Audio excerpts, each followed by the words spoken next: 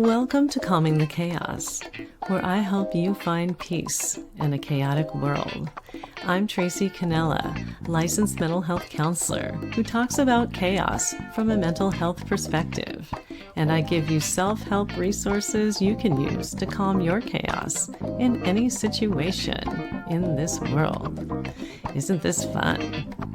It's not a substitute for counseling or psychotherapy, but just a lot of helpful hints and tools. So if you're on board, feel free to tune in. And now, let the chaos begin.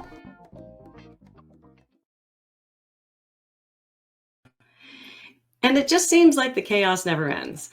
I got a text message from a friend in Ohio yesterday about June is post-traumatic stress disorder month, PTSD. And, you know, some people don't know what PTSD is. I would like to be able to explain what it is in clinical terms, but, you know, I don't have all day. But I do have a guest today who has actually experienced it and would like to tell his story. I'm so happy to introduce Cole Grace to our podcast today. And Cole's going to tell us about his story. And, you know, post-traumatic stress disorder doesn't have to be these major events like I'm in a war, or I've been through Hurricane Katrina, or my house has been, you know, kind of ripped apart by fire in California, or I've been through a riot, or there's a sexual assault or whatever. It can be microaggressions. And I think that's what the cool thing is about Cole's story, is that he's going to tell you that trauma can happen in pieces and parts, and you know, it can be calmed and it can actually be cured. So without any further explaining on my behalf, let's put up Cole.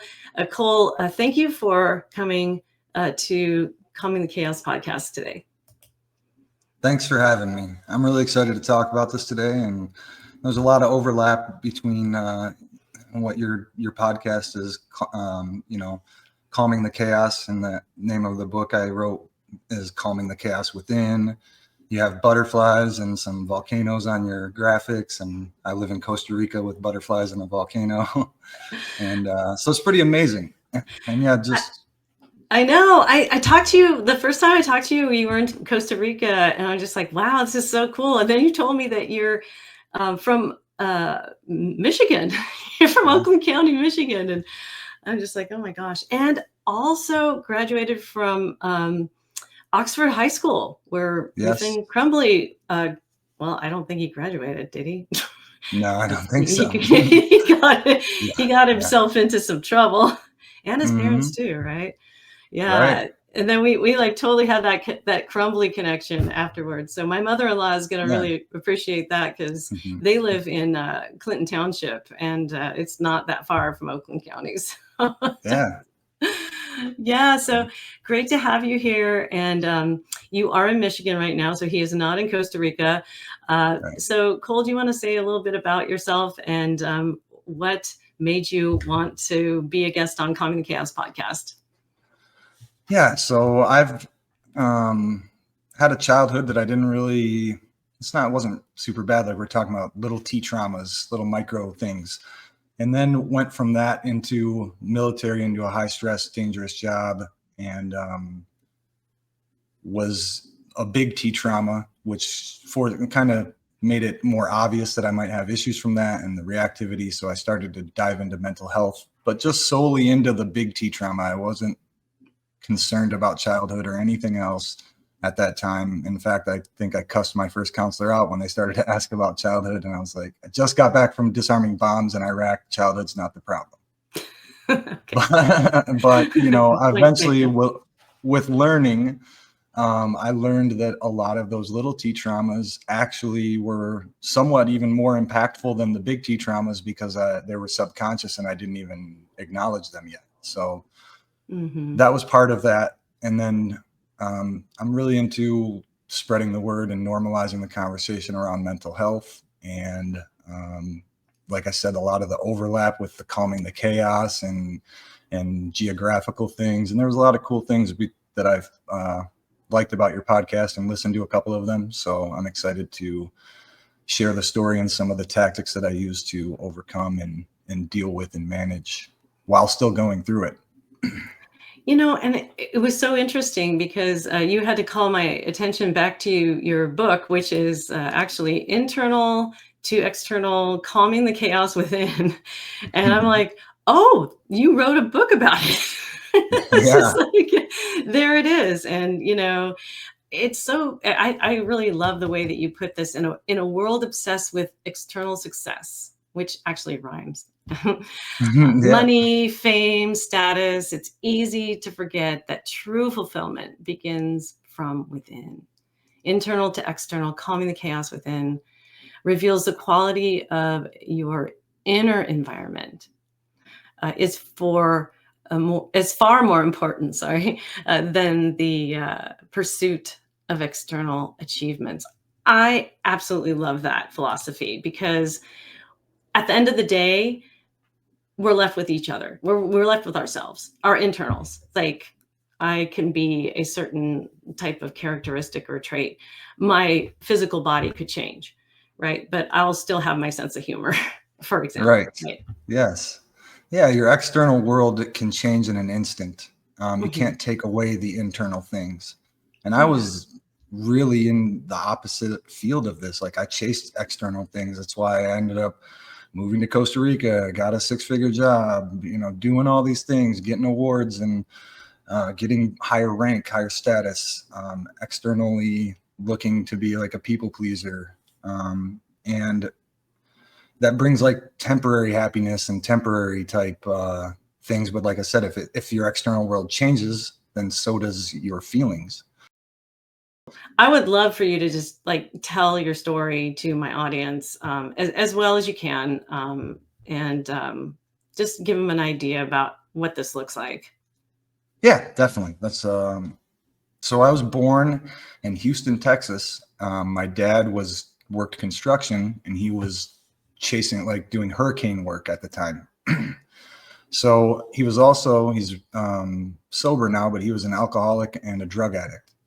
And so my mom, while she was pregnant and into my first, being born, there was a lot of stress on her part. I had surgery when I was 6 weeks old, like pyloric stenosis. I couldn't hold food down. I was like malnourished at that point.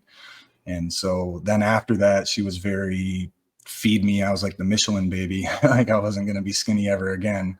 So there was all this like little things. And then we moved back to Michigan because my dad like lost a lot of the stuff and sold it. And but she got back together with them, and then they were together till I was 4, and then they divorced.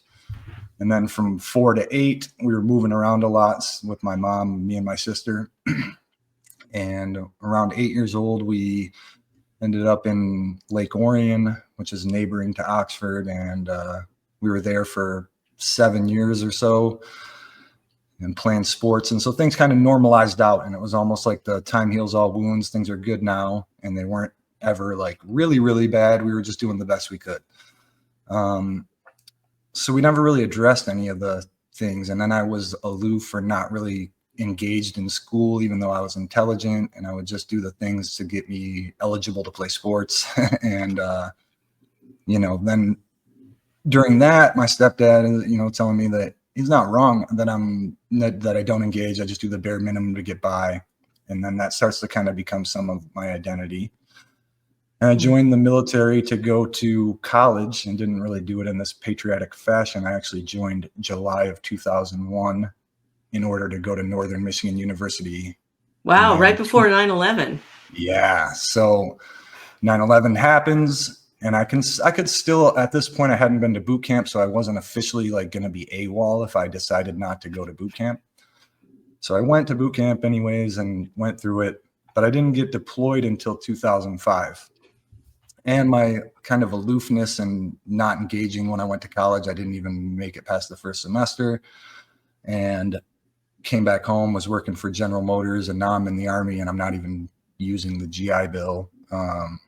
Then I get sent to Iraq in 2005, and I was like really low rank, and I'm attached to the people from up north that I don't really know, and they're attached to people from Iowa, and we're doing route clearance or looking for roadside bombs and getting rid of those. So naturally, being that I'm low rank and don't kind of the odd man out that nobody knows, I kind of get the crap rolls downhill, and I get all the bad jobs of having to get out and actually walk up to the IEDs and put C4 on them to blow them up. And then like being up in the very front when we're doing convoy escorts. So I'm a kilometer out in front of the main body of the convoy trying to set off ambushes and see, and so that they, if we run into any trouble, we can take care of it. So the supply trucks and everything don't get hit. So it was really intense, and a lot of hypervigilance and constant release of like adrenaline dump and cortisol. And so you get this really sense of hypervigilance where you pay close attention to detail.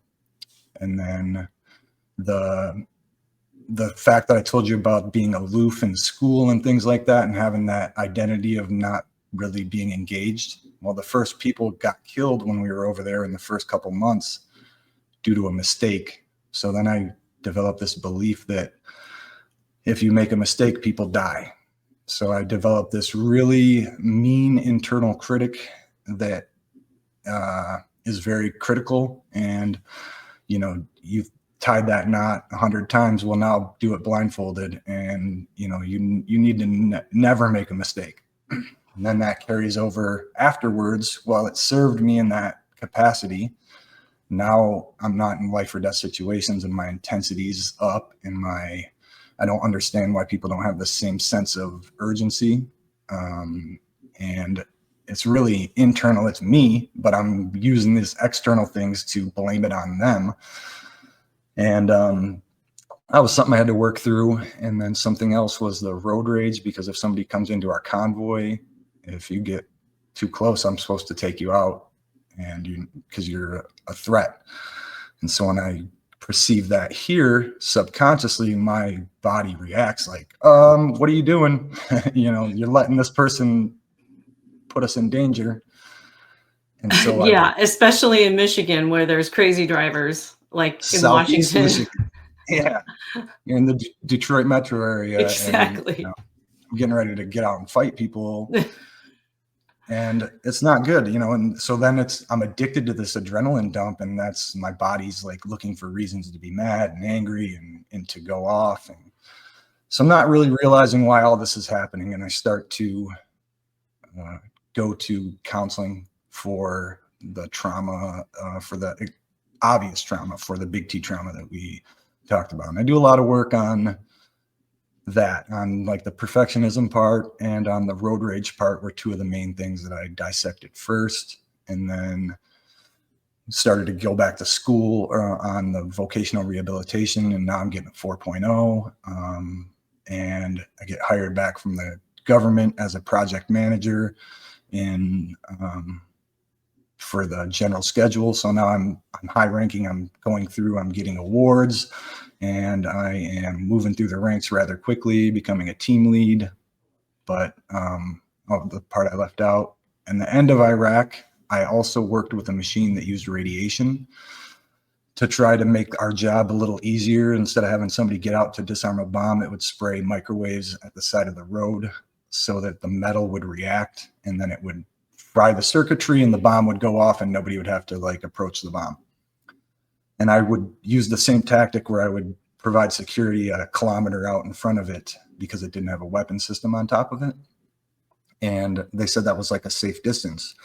I didn't have a rangefinder, and didn't have like a Geiger counter or anything to protect against radiation. And I started to have stomach episodes of like pain, nausea, and vomiting. And they continue to this day. So after Iraq, now I have chronic illness, which is also traumatic, and anxiety around eating food or around going to events and then having to leave or go to the hospital or something. So I have to make a promise to myself that I won't allow that to make me become a hermit, and that I won't allow that to control my life. So I'm also dealing with this when I'm back, along with the PTSD, but I'm only dealing with the PTSD mental health part. I'm not really giving any credence to the chronic illness, because I'm thinking I'm going to be able to, it's going to heal. It's not going to be forever, but it has proven to be forever. And I'm not dealing with any of the childhood stuff because that seems irrelevant compared to what I just went through.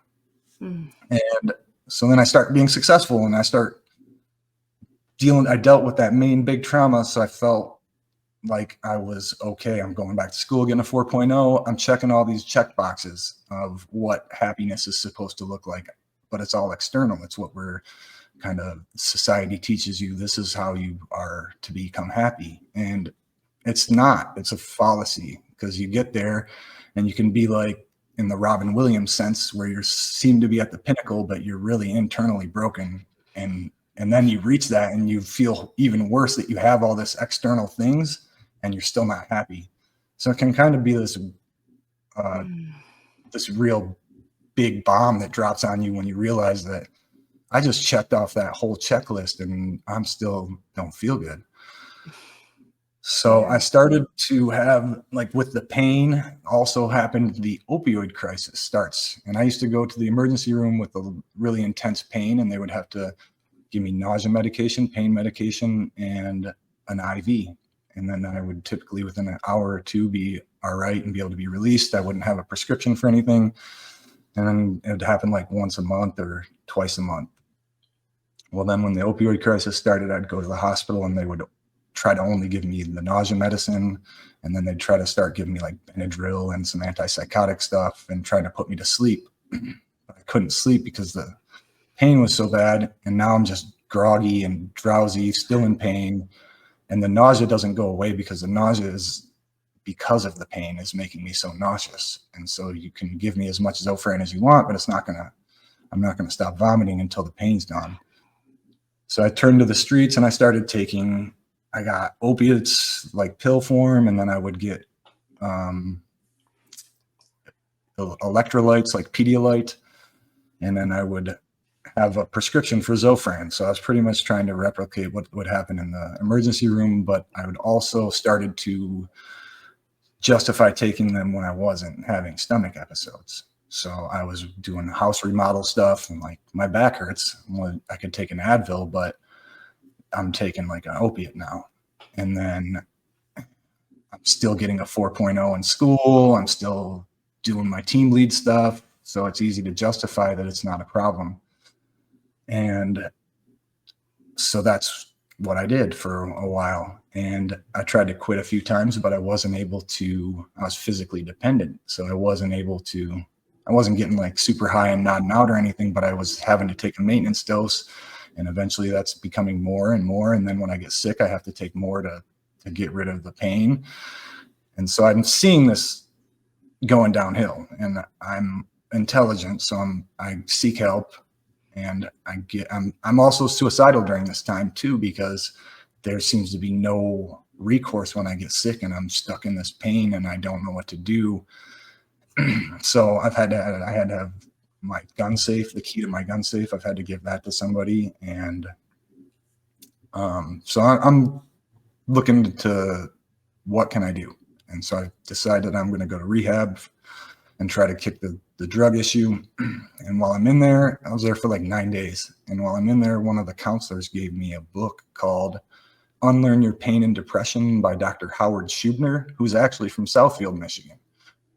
And so it's a crazy thing, and the pages are jumping out of the book at me, and it's about mind-body connection, and it's about your core beliefs when you're young, and you're forming these core beliefs with a not fully developed brain. So it's more of a narcissistic viewpoint, whereas like my dad leaves when I'm 4, so I develop this like I'm unlovable or it's my fault type thing. And then it's not that I consciously think that now as an adult, but subconsciously I've developed these learned neural pathways and these really entrenched reactionary type things that when this happens, this is how we respond. Your body just responds. It's a visceral reaction. Right. And it doesn't seem, it's not like a conscious thought, but it's a subconscious thing that's connected to these beliefs and these mindsets that we've developed, usually around traumatic events. You know, like if you get into a car accident, then you're going to be weary of somebody maybe rear-ending you, and you're going to be constantly kind of looking behind you.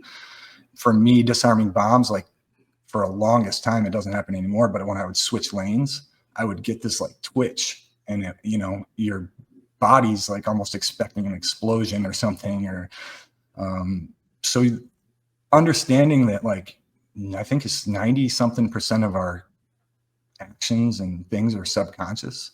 Mm-hmm. Like if you're driving and just all of a sudden, whoa, how did I get here? And, you know, you go on autopilot, your brain loves to do that.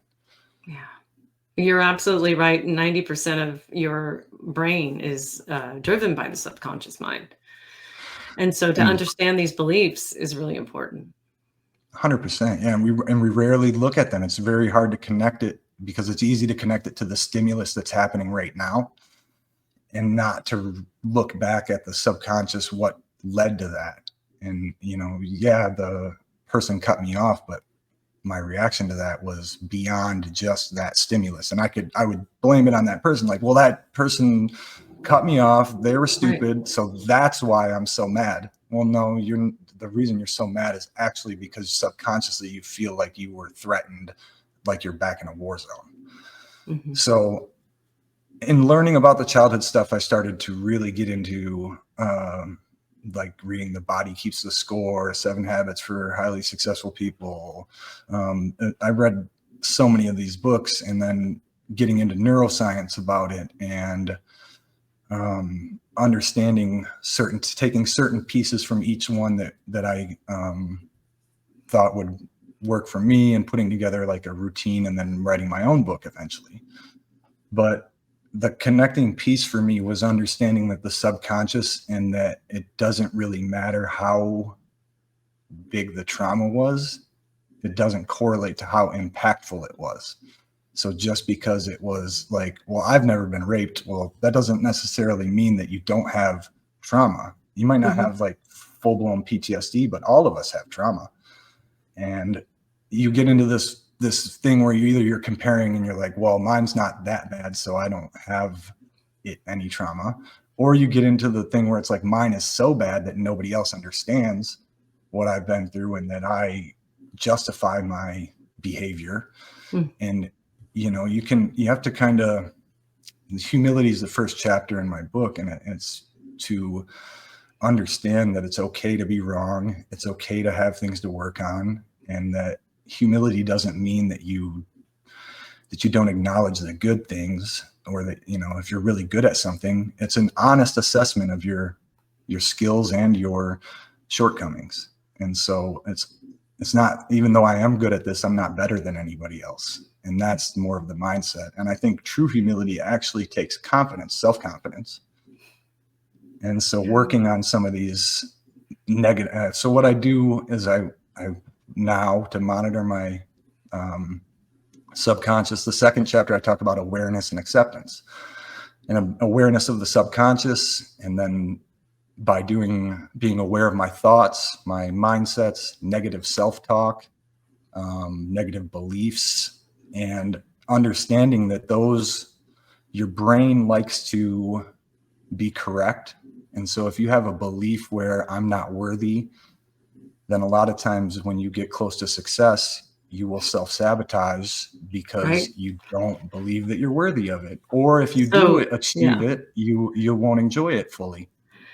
Right. You're proving yourself right, because your belief is a certain thing, and subconsciously, I mean, consciously, you probably want to do well, but subconsciously you don't believe it. And so basically you're just proving yourself right. I'm not worth it. Right. It's not going to work out for me. Yes. And so when I find those now, and it's a negative belief, I really try to walk that back. Where does that come from? Is it, you know, I'm not lovable. Maybe that comes from my divorce, from the abandonment I felt from my dad. So then I do a positive affirmation around that, and I change it to I am lovable. In the instance of the car and having the road rage, I have an affirmation that I'm not in war anymore. I am safe. And so I try to, when I find these triggers, negative self-talk, negative beliefs, I'm trying to reprogram them and use neuroplasticity to retrain my neural pathway to now believe this. And now with this new positive belief that's more in line with what I want to be and my conscious, I am able to, it doesn't happen right away. It'd be like going to the gym and coming home and being like, well, I don't have a six pack, so that didn't work. No, you're going to have to do this, and you're going to have to do it when you're feeling good. It's going to have to become a practice, not something that you try to do when you're depressed or when you're in the moment, because it's going to be overwhelming. But if you do this consistently, I do breath work to keep my nervous system and to stop the release of those the chemicals and the adrenaline dump. Cortisol. And then I also, cortisol. And I also use the gratitude practice where I keep a gratitude journal. And in doing that, what you're doing is, along with your brain wanting to have that confirmation bias and constantly prove itself right. So if you have a belief that you have bad luck, it's going to keep showing you examples of you having bad luck. Well, what that is your reticular activating system, which is like a filter for your reality. And what happens is it can be trained negative, and it's going to look for examples to align with your beliefs and things like that. But if you start training it to look for gratitude, to look for the positive things, then your filter is going to start showing you more positive things. And so you can prime your reticular activating system to look for these things by doing a gratitude practice, by doing a positive affirmations, by having like a personal mission statement. Okay, a couple of things. When you said about affirmations, I am this or I am that, I always tell my clients, it's got to be truthful and it's got to be helpful. So if I say like I'm 10 pounds underweight, that's truthful, but it's really not helpful. If I say that I graduated from college or whatever, that's truthful. And it is helpful too, because, you've accomplished something. I have a good sense of humor is truthful and helpful. So when you do affirmations, that's what I always like to tell people is like, they've got to be truthful and they got to be helpful. Yeah. One thing I also like to add in a little bit of like a tweak on the truthful is it has to have the possibility of being truthful, I think, because sometimes we say some things that aren't true right this moment, but like, you might not feel like I am lovable. That's true, but I might not feel that. So I have to at least believe that it's true for someone to be loved. Right. Like, so I have to have at least because if you don't believe it and you're saying it, it's not going to work. Well, that's kind of like manifesting, right? Like if I say it and it's going to happen, it's going to happen. I mean, I put out that energy that I'm lovable, and then all of a sudden everybody loves me, right? Because I have that energy about myself, and everybody else loves me too. So yes, you're right. You're completely right. With trauma, it's really, this is the way I like to explain it to people, because many people don't want to go and open that door and even go in to that room and look at their stuff. And I respect and honor anybody's, wishes in that category. But what I do say is it's like a closet that is filled with stuff, just a bunch of stuff. And you don't know what you're going to get when you open that closet door. You might have a bowling ball just hit you on the head, and it might hurt and it might be messy. But the benefit of doing it, I think you and I talked about this when we had our initial talk. The benefits of addressing past trauma can actually calm chaos in the long run, right? I mean, I guess if you were to tell my audience the benefits of addressing past trauma in the ways that they feel that they can, because the way you address trauma is not going to be the way he or she or they are going to address it. But what are the benefits of it? Like, why should we even do it? Right. So I believe that like what we were talking about with like the manifestation and things like that is the law of attraction is you have to if you have these beliefs, the negative beliefs, like we said, your reality will play out that way, and the positive beliefs can actually attract the positive things, and it has to do with the energy where you're thoughts go is where a lot of power is in your thoughts, and we rarely monitor those. And I was a very negative person, and as soon as something would happen, I would jump on. See, that always happens. Negative, da da da da da. Go down the negative spiral, and then that would attract more negative things into my life. So I think the benefit of having a more positive mindset and being nicer to myself, and like you said, opening that can of worms with the awareness, I also have to pair acceptance. And I have to give myself some credit for doing the work, and it will improve your quality of life. It improves your relationships, like not just romantic, but all relationships, by having this grounded internal state of being more peaceful, being more calm. It allows you to enjoy the external things more, and to have joy instead of happiness, because you're not chasing some check mark or chasing validation from an external source. You're just, it allows you to have more of a consistent state of being when your external world starts to change, that you can still maintain happiness and joy and find the silver lining and reframe things. Because when something happens, between the stimulus and the response is where you have the choice.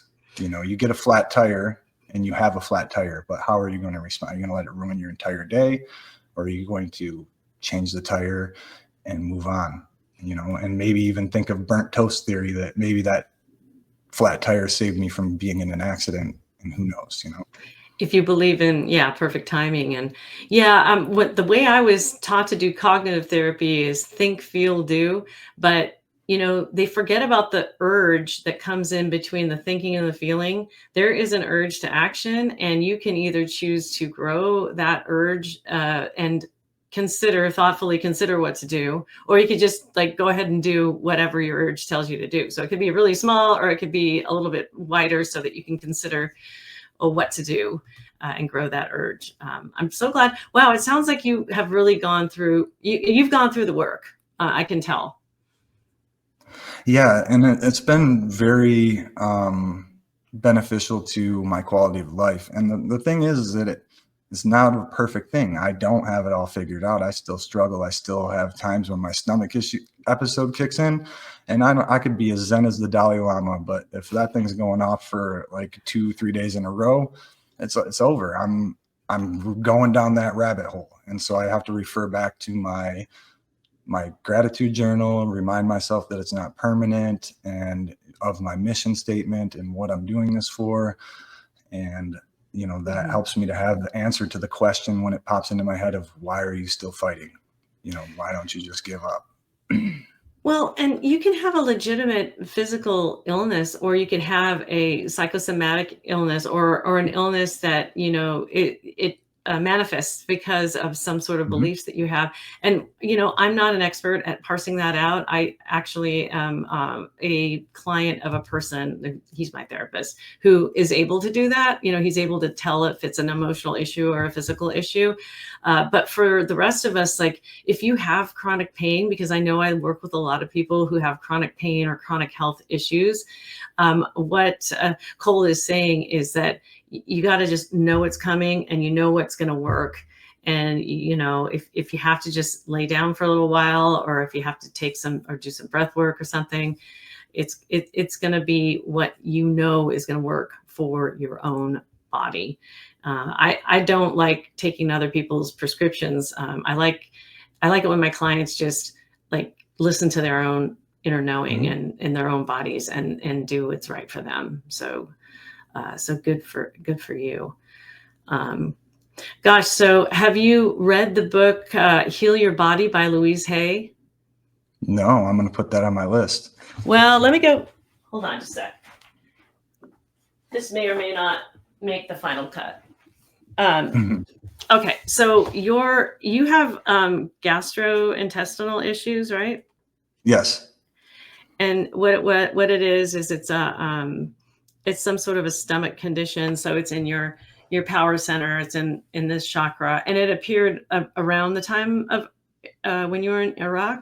Is that right? Yes. Or was it before Correct. that? Okay.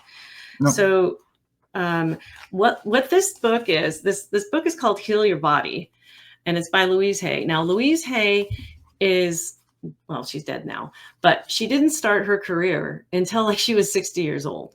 And she's an amazing lady, and she does stuff like mirror work, affirmations, all the stuff that you're talking about, right? I would really encourage like everybody to get this book. This book is like the gold standard favorite of mine. Of course, we're going to promote Cole's book too, because I think that's good. But I just want to know what Louise says about gastrointestinal issues, because so I have gastritis, stomach problems. So how this book is organized is it has here's stomach problems. It has the issue. Well, you probably can't see it. The issue, mm-hmm. It has the possible, and it doesn't mean probable, it doesn't mean that it's actually true, emotional causes of the illness. Now, obviously, we know that it can be like if you have a broken arm, obviously it's a broken arm, right? It's not an emotional issue, it's a broken arm. And then she has an affirmation that she suggests. So I just thought that we would just check out what Louise is saying from the grave. God rest her soul. She is such an amazing lady.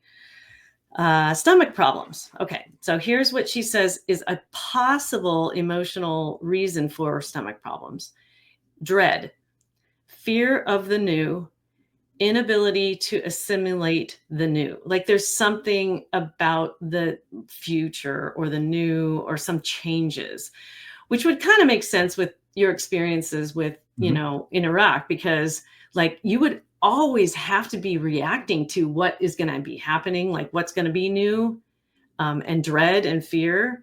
I mean, anyway, I'm not saying it's psychological, but here's her affirmation. Okay. And see if it agrees with you, fine. If it doesn't, then, you know, just discard it. But she suggests saying, life agrees with me. I assimilate the new every moment of every day. All is well. So it's kind of like that Zen master, right? Like you got to keep that new.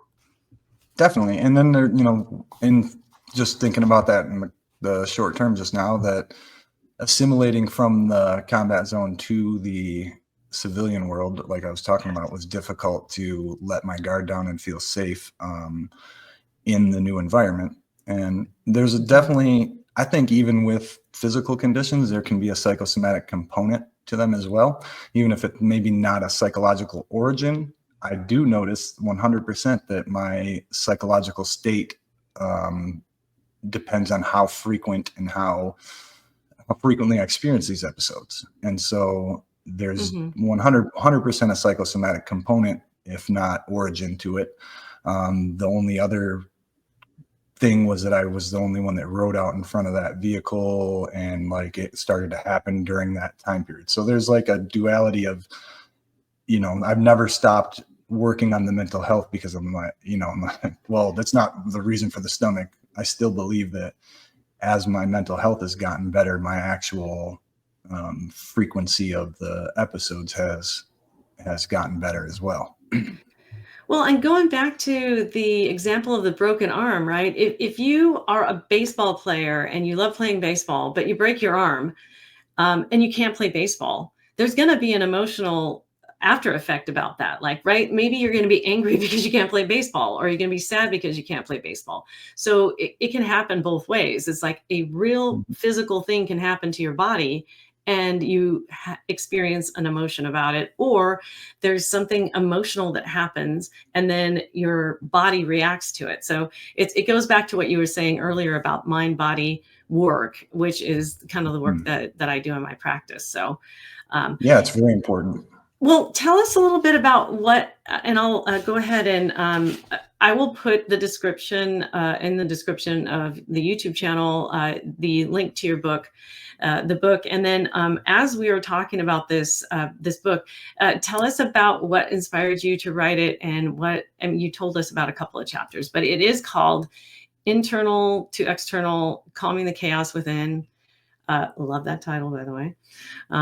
So yeah, what inspired you to write it? What is it about? Because it's super cool, because we have this like little tangled up thing, and then we have it Mhm. like kind of like it looks like what are they, a labyrinth. It Yes. goes into a labyrinth, I think. Mhm. Am I actually getting that right? No, yeah, that's correct. Yep. Super cool. Yeah. So the book is going to be is it a self-help book? Yes, I would say it's a mix of my story combined with how I've used that to the tactics that I've used and behaviors that I've found to help improve the quality of life. And it's very practical. It's not coming from a place of I've got it figured out and this is how you do it. It's like this worked for me, and it's eye-opening, I think, because of me being a soldier and somebody who would, not necessarily in the past even look. It's hard for me to be vulnerable and admit that I have PTSD or effects from what I did because of the culture and things like that. And so I was inspired to write it as I felt a calling. I'm Christian as well. And I felt like this calling to write this book. And I started writing it, but then I started having negative self-talk and feeling of like imposter syndrome. Like, you're not a psychologist, you're not a doctor. Who are you to be talking to people about this? You're still going through it. You still have times when you're not, doing everything right. And I put it off for like 5 years and realized that I still felt that calling, like, you need to put this book out. And so I did. And a lot of the things that I was projecting onto other people never manifested. Nobody had the reactions that I thought they were going to have. And, all the things that I feared, they didn't manifest. I actually got a really nice receiving of the book. And then even beyond that, when I'm doing some of these podcasts, I'm like, am I being annoying? Does anybody even really care listening? That negative self-talk. And then one of my veteran friends who's never liked a post, never commented on anything, messaged me out of the blue and told me to keep doing what I'm doing, that it's inspiring and helping. And so you get these little confirmations along the way. I'm more critical of myself than reality. And that was learning that self-love and not being perfect. And it's actually more powerful for me to be vulnerable and honest and tell people that I still struggle than it is for me to act like I got it all figured out. Yeah, I went to a conference one time, an eating disorder conference, and there was the main speaker guy. He was calling it healthy shame, and how he framed it was, well, I'm wearing a white shirt and I was drinking some coffee and the coffee spilled onto the shirt, and I could have two reactions or many more probably, but like one or two is, one, I could say, oh my goodness, I need to scrub this thing out right now and I need to get it completely clean because it's so embarrassing that I spilled coffee on my white shirt, blah, blah, Mhm. blah. Or you could have this attitude of, you know what? I spilled coffee on my shirt. I'm not perfect. There's no shame in it. And that is what he called healthy shame. And I think that's a little bit of what you were just trying to say there, is like, I don't have to have it all together. I just have to be aware that there's an issue and I continue to work on it. Right. 100%. Yeah. Yeah. Because if you Yeah. put your expectation on perfection before you take action, you're never going to take action. And Absolutely. so just being the acceptance piece of, I'm working on this and Mhm. I have improved my quality of life. So I do have something to talk about. Yeah, and I did want to talk about acceptance too from a dialectical behavioral therapy perspective. Acceptance is not liking it. Like I can look outside and it could be raining and I don't like it, but I accept the fact that it's raining, because to not accept it would be to struggle against it and would ruin my mental health. So, Right. like, acceptance doesn't mean that you have to like what's going on, like your stomach problems. Like, I accept the Hmm. fact that I have these conditions. And at the same time, to struggle against it and to get upset about it is not going to be helpful at all Yeah. to anybody. Right. I'm still going to have the stomach problems and now I'm just going to be pissed Exactly. off. So Exactly. yeah. Well, if you want to follow Cole, I do have your Instagram here, and the people on YouTube can see it, but it's at cgrace2180 underscore, and it's just one big word. And I don't think you have a website right now, but I did put that your book is on Amazon. And I'll go ahead and flash the book title again, which is Internal to External, Calming the Chaos Within, which I love that title, actually. So look for it on Amazon. It's really super cool, and I think that it's amazing and spectacular because it has the word chaos in it, and it has this unraveling or this raveled up thread and into this like cool little like labyrinth sort of thing. Anyway, so I was just geeking out over your design. So wonderful.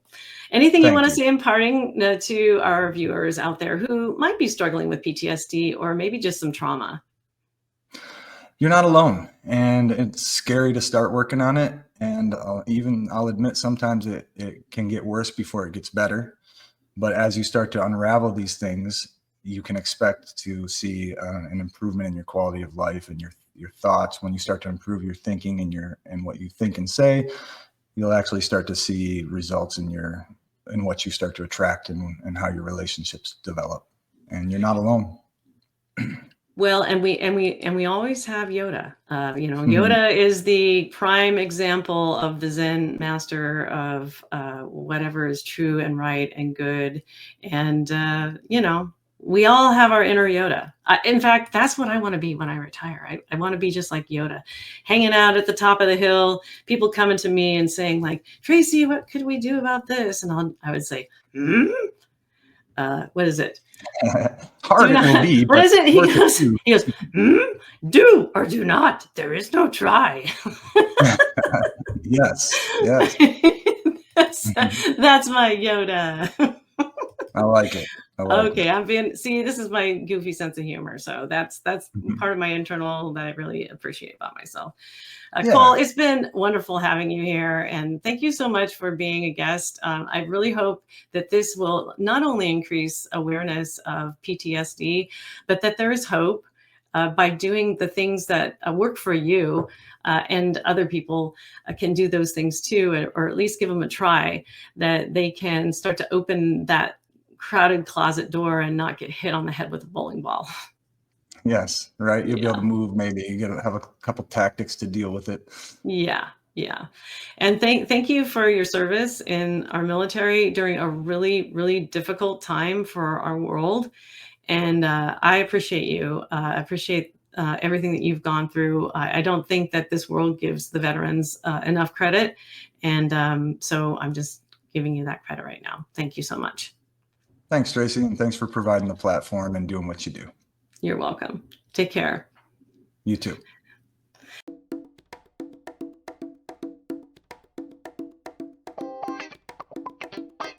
Thanks for listening to Calming the Chaos podcast. If you found this podcast interesting or helpful, please like, subscribe, and share it with your friends. You can also go to www.calmingthechaospodcast.com to listen to all Calming the Chaos podcast episodes. I look forward to sharing my next podcast episode with you. In the meantime, take care.